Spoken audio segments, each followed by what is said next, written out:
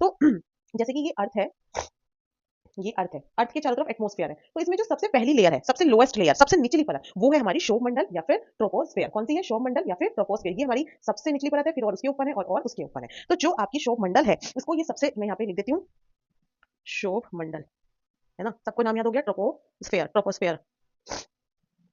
हाँ, तो ये सबसे लोएस्ट है, लोएस्ट लेयर, यानी कि सबसे निचली परत। कौन सी परत है? निचली परत है। अगर पूछ लिया जाता है क्वेश्चन, क्यों मैं बार बार से रिपीट कर रही हूँ? क्योंकि कई बार ये क्वेश्चन आया है, निम्न में से कौन सी वायुमंडल की सबसे निचली परत है? Which of the following is the lowest layer of atmosphere? Option होंगे उसमें, ट्रोपोस्फेयर, स्ट्रेटोस्फेयर, मेसोस्फेयर और थर्मोस्फेयर। तो आपको पता होनी चाहिए कौन सी है, ट्रोपोस्फेयर। ठीक है, तो ये लगभग कितने किलोमीटर तक फैली हुई है? ये लगभग 15 किलोमीटर तक फैली हुई है। ठीक है, और ये इसमें जो है ना, वायुमंडल का सबसे घना भाग है। क्या है? सबसे घना भाग है ये।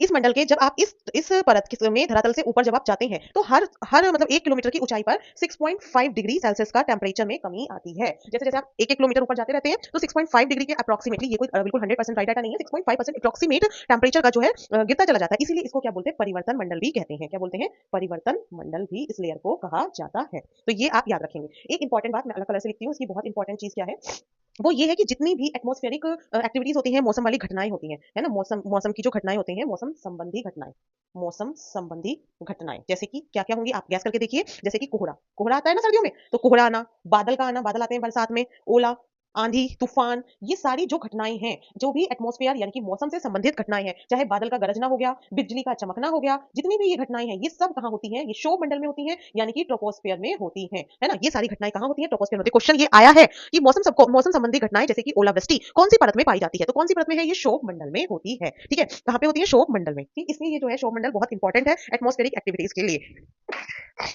सॉरी। अब इसके बाद जो नेक्स्ट हमारी लेयर आती है, वो है समताप मंडल या फिर ट्रोपोस्फेयर। कौन सी है? समताप मंडल या स्ट्रेटोस्फेयर। मैंने थोड़ा गलत प्रोनाउंस कर दिया था। सेकंड है हमारी समताप मंडल, समताप मंडल।